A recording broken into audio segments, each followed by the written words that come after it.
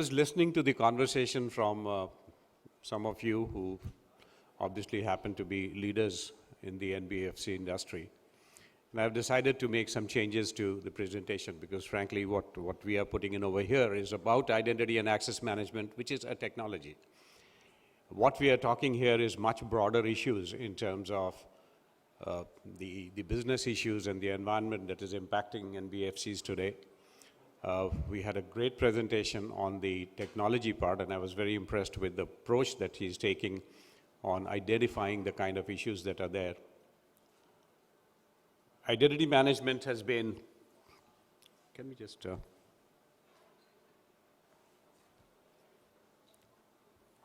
has been there for quite some time. In fact, we were founded in the year 2000 out of India. We were the only company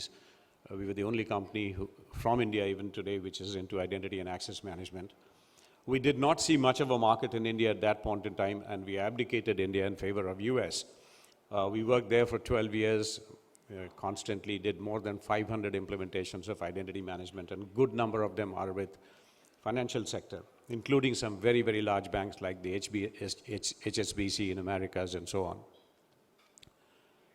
In the last 1 year, we see something completely changing in India.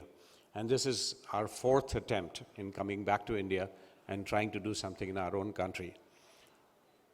We suddenly find in the financial sector a huge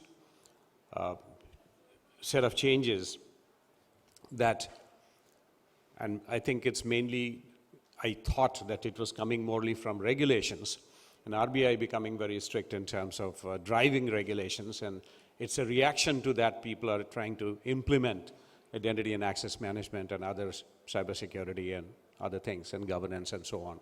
But coming here in the last 45 minutes, I have come to the conclusion it is not just so. We in this country, we are always used to deliver and derive our own solutions, which are always very different from whatever the rest of the world is doing.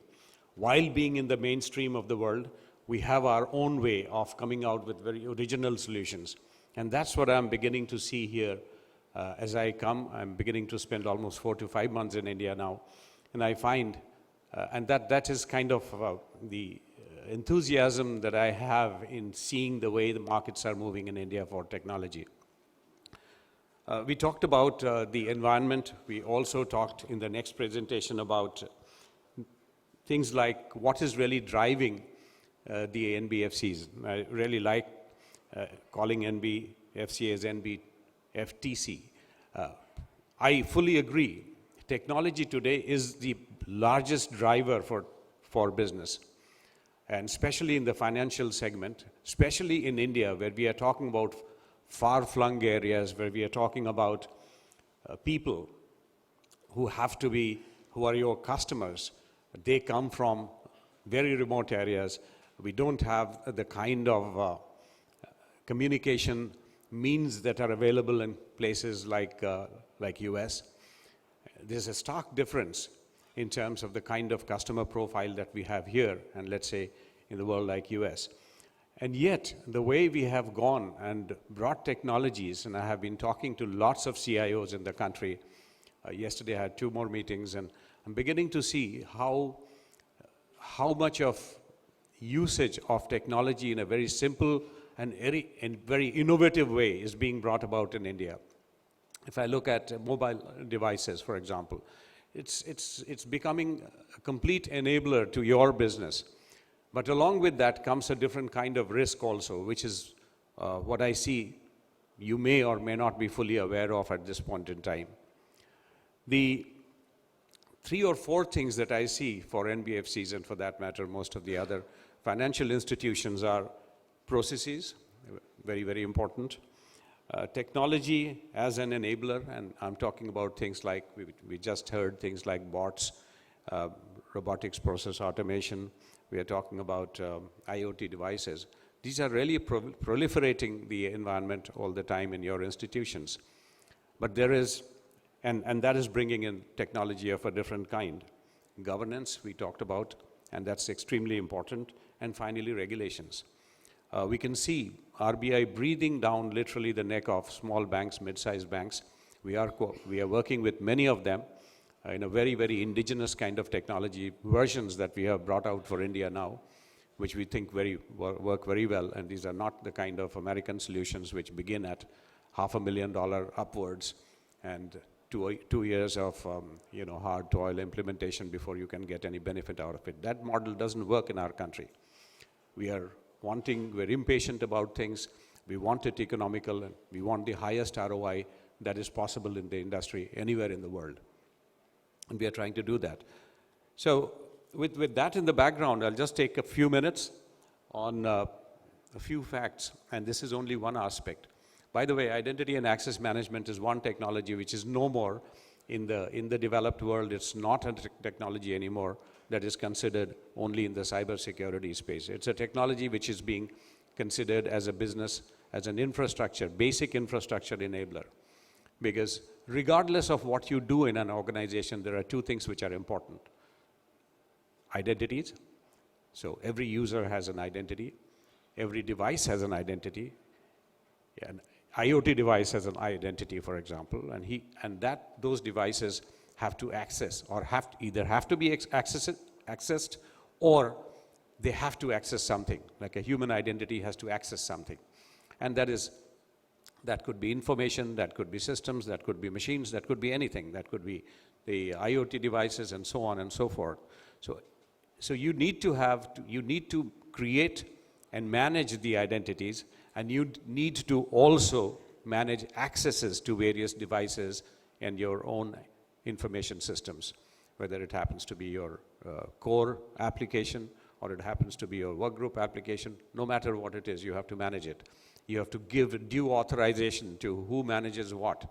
You need to have an understanding of who is accessing what, who has given authorization for accessing that. What is he doing with that information, which is the authorization given to him? Does he really need that access? You have to continue to look at, because roles change, people get transferred, people get promoted, people change roles, people take temporary assignments in addition to their full-blown roles that they have in the organizations. But the accesses don't change many a times. It's impossible to manage all the accesses on real-time basis unless you have certain technology in place. So technologies like identity and access management are enablers to all the four things, which is processes, the management of and access to the technology itself, governance, and very, very big on the agenda is regulations, which are becoming more strict. And I'm happy to see, finally I can see all the documents, and I'll just show you quickly one or two portions of that, how that has become extremely important. So a few facts, and I'll go very, I don't want to really take you into too much of Ilantus or any identity and access management presentation. We are here, we have a booth here, and we would be happy, our consultants would be happy to meet up with you and talk about its context and all. But I just want to give you a very high-level understanding of what it is all about. So here are some of the latest that I just picked up yesterday night. The frauds are going up. And mind it, this is just the beginning. We have seen it happening in other parts of the world. We are not cognizant of the fact as to where we are heading on this aspect. This is a very small number of incidents that have been actually recorded. Unfortunately, more than 80% of the security incidents are not reported for the fear of what it does to your reputation. This is very relevant to India, the way we are taking on mobile technologies, the way we are embracing it in every possible organization, especially B2C kind of organizations where you've got large number of consumers, is remarkable. But the security aspect of it is becoming a major issue. The same thing is true for bots. I'm seeing in lots of banks, I've been talking and I've been seeing as to what we are doing with bots, and there's a rapid deployment of bots that's happening. But it's recognized world over that the bots, people who build the bots, care the least about the security of the bots. And that has to be brought from outside, otherwise, before you know, the access to the bots is going to be possible it is possible if you don't put very stringent technologies to manage the access to the bots. This is worldwide. We see this. I work with banks in the US very, very closely. We are beginning to work with banks in Europe as well, because now we are fully compliant with all the European regulations in the last 1 year. And we find reputational damage is the single biggest threat that is there for all of us. In a way, we have been quite a few months, we have been doing detailed research on what RBI has come out with, and that is one of the good antidotes that is there to the risks that is so significantly there now. I'll just quote a few things from this. Is one of the key documents on the NBFCs from RBI, essentially. And I'll just quote a few portions from that, and this is only sample. There's a lot of areas in which identity and access management can play a role. So, role-based access control. RBI says that's mandatory. Whether you do it manually or you do it through a system, you have to do it. And there's no way you can do it in a manual basis. When you go for your audits and all that, you will find, even internal audits, that you are breaching a lot of these, because it's not possible to do it online management of role-based access control. The delegation of authority, extremely important. That leads us into what we call access requests. So somebody asks for an access, what is the process that you put in place to give him that access or deny the access or manage that access over a period of time? Consequent to the access that you give him, how do you really measure his risk level, and therefore automatically put together certain technology which can take care of the risk that has increased of that individual, or that an application or an entitlement inside an application or a role, all that just cannot be done manually. Audits, anything to be audited, all the information to be available of what has been done. It's extremely important to manage that part. Impossible to do these things manually. Maker checker, we all know about. And again, when it comes to accesses, when it comes to some of the vital things related to identity and accesses, it's important to have that concept very well implemented, which is only possible through a technology like the identity and access management.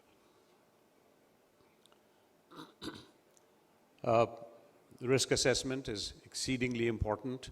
I'm happy to tell you that we do this all the time for NBFCs. These are the recommendations RBI gives for small NBFCs, very, very relevant, less than 500 crores. There are a lot of things, and I again don't want to get into too much of detail, but these are all things that we have threadbared, we have researched on it, and we can share all this.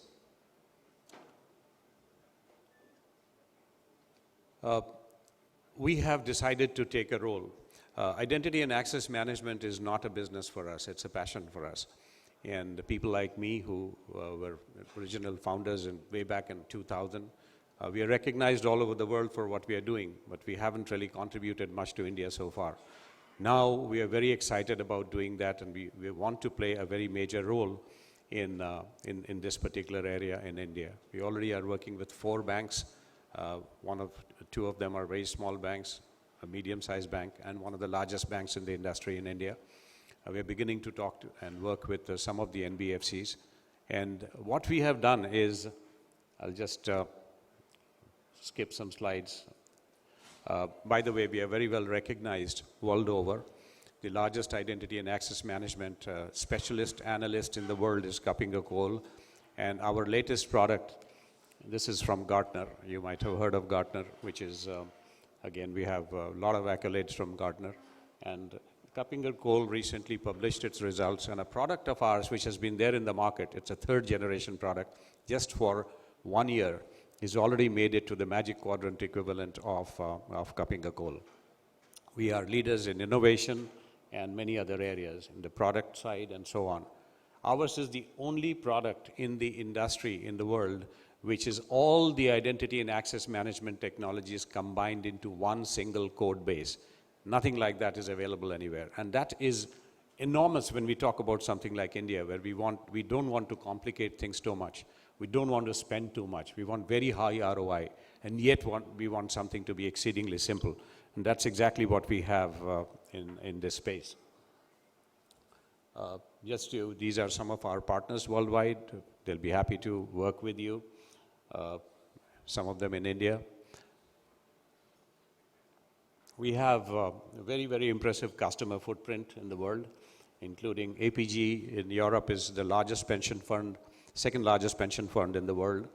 A lot of financial customers. In India, we are beginning to do a lot of work with many organizations in the NBFC as well as the banking sector.